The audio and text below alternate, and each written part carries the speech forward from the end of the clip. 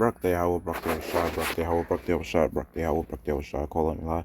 I don't know what Yahweh, Bashim Shamalak Yahweh, Bashim Kakadash, double honors of the Apostle Els Great Millstone, peace I teach, not full like Shalom. And the title of this video is going to be America will be a wasteland after World War III. And pretty much this is going to be the future of America. You know, it's going to be like Sodom and Gomorrah. So it says in Isaiah chapter 34, verse 5, for my sword shall be bathed in heaven. Behold, it shall come down upon Idumea and the people of my curse to judgment. And that heaven is talking about the sky. And it says, verse 6, the sword of the Lord is filled with blood. It is made with fat with fatness, and with the blood of lambs and goats, with the fat of the kidneys of rams. For the Lord have a sacrifice in Bosra and a great slaughter in the land of Idumea. And it says, verse 8, for it is the day of the Lord's vengeance, and the year of recompense for the controversy of Zion. And the streams thereof shall be turned into pitch, and the dust thereof into brimstone, and the land thereof shall become the burning pitch. So that sword is basically going to be those missiles too, because that's one of the weapons that the Most High has given these other nations. And it tells you that in Jeremiah 50:51 how they're going to start shooting their missiles on this country, and it's going to become like a burning pitch in the land.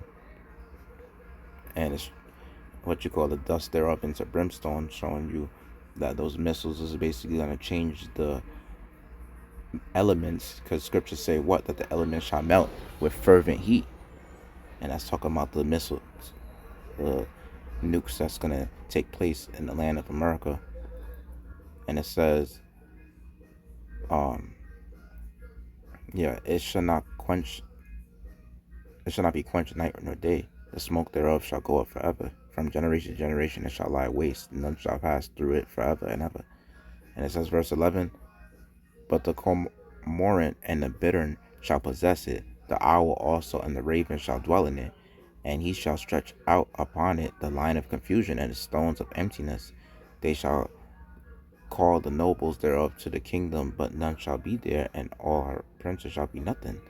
And thorns shall come up in her palaces, nettles and brambles in the fortresses thereof, and it shall be an habitation of dragons, and a court for owls.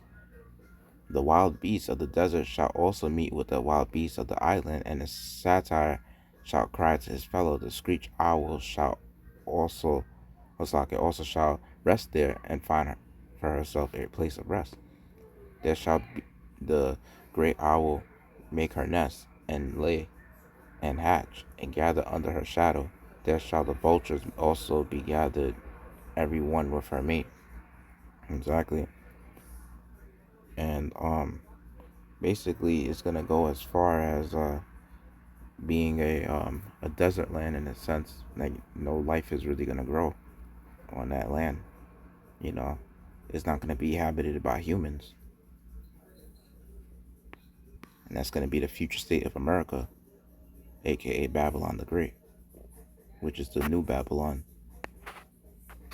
So we're not talking about the ancient Babylon. I'm going to bring out other precepts that go along with this as well, for the Spirit. In Isaiah chapter 13, verse 20, it says, it shall never be inhabited, neither shall it be dwelt in from generation to generation. Neither shall the Arabian pitch tent there, neither shall the shepherds make their fold there. But wild beasts of the desert shall lie there, and their houses shall be full of doleful creatures, and owls shall dwell there, and satyrs shall dance there, and the wild beasts of the island shall cry in their desolate houses, and dragons in their pleasant palaces. And her time is near to come, and her days shall not be prolonged. Exactly. So that's what's going to happen to the land of America. There's the last scripture that goes along with this precept as well. So showing you that it's talking about America, you know, because it says in verse 29, call together the archers against Babylon, all ye that bend about, camp against it round about, let none thereof escape. Recompense her according to her work, according to all that she have done unto her. For she hath been proud against the Lord, against the Holy One of Israel. So when scriptures talk about the virgin daughter of Babylon, it's talking about like America, because this country has never been touched or invaded before by a nuclear missile, and it has never been touched by not only a nuclear missile, it hasn't even been like touched by going as far as being invaded by other nations, you know, their enemies and even their allies. Hasn't ever betrayed, America. And basically their allies will eventually betray them. That's what America's gonna see coming to them. Because America already has a weak army as it already is. Because they're gonna have to start forcing that draft very soon. And a lot of people in America are too comfortable, so they're not gonna be eligible to be in the draft. But at the same time, they're just gonna force that draft anyway. And then you have it to where these other nations, they're training their military, especially in Russia and the North Korea, they're training their military to be on a whole nother level of terms of like feats and strength. Like they really are preparing their soldiers. So at one point America was a superpower, but now it's like it's weakening, and that's prophecy. And even their allies that are pretty much allied with them right now, they're gonna turn against them too, and have nuclear missiles going against America to destroy this country for all the wickedness that America does. Trying to have foreign, laws basically to put sanctions on other countries that don't go along with what America wants to happen in their countries. Things like that. And other nations are tired of America telling, saying, having the say on how things go in their country when it's not their damn business. And that's the same reason why these other nations are just gonna go as far as just pushing those nukes to be sent to this country so that they could destroy this country, America, for good. And it says in verse, we'll go as far as getting down to the point. Let me see. Verse 35, a sword is upon the Chaldeans, save the Lord, and upon the inhabitants of Babylon, and upon her princes, and upon her wise men. A sword is upon the liars, and they shall dote. A sword is upon her mighty men, and they shall be dismayed. A sword is upon their horses, and upon their chariots, and upon all the mingled people that are in the midst of her, and they shall become as women. A sword is upon her treasures, that they shall be robbed. A drought is upon her waters, and they shall be dried up. For it is the land of great images, and they are mad upon their idols.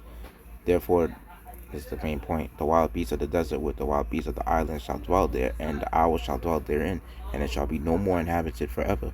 Neither shall it be dwelt in from generation to generation. As the owl overthrew Sodom and Gomorrah, and the neighbor cities thereof, saith the Lord, so shall no man abide there, neither shall any son of man dwell therein. Behold, the people, and that's pretty much the main point right there. And with that, I'll just pretty much show you like a image of how America's gonna be like. So yeah, there you have it. You know, it's exactly the future state of America. Right there, Sodom and Gomorrah is the best example. And this place is spiritually called Sodom. Scriptures say and that's how it is in Revelation. This place is spiritually called Sodom. And this is what we look forward to, seeing the destruction of this place for having us in captivity over here, being under the so-called white man. This is what we look forward to. A lot of people,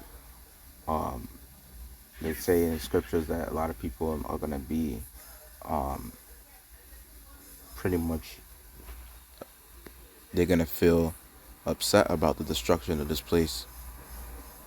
And the reason why a lot of people gonna feel upset is because they wanted to basically gain a life over here, and they wanted America to keep going in their wickedness. Like they wanted America to continue in their ways. You know, because you have a lot of people still to this day that still desire to come over here, but what they don't understand is when Jacob's trouble, when things go down over here, it's gonna be worse than a third world country. It's gonna be like a sixth world country for all the shit that goes down before the nukes hit. And the nukes is gonna be the icing on the cake, and that's gonna be one of the worst ways to die in Jacob's trouble is burning in them damn nukes. But they didn't want to make the lesson long. Let's just straight to the point. And with that, I'd like to give all glory, praise, and honor to Adonai Yahweh, Bashem Shalom Laki Abashah, Bashem Kakadash, double honor to the apostle and the Elspeth Millstone, peace, that teacher of full elect, Yahweh Bashem Shabbat Bakashah, Shalak Rahim Adawam Yam Wakawayam Wa Ababa Shalom.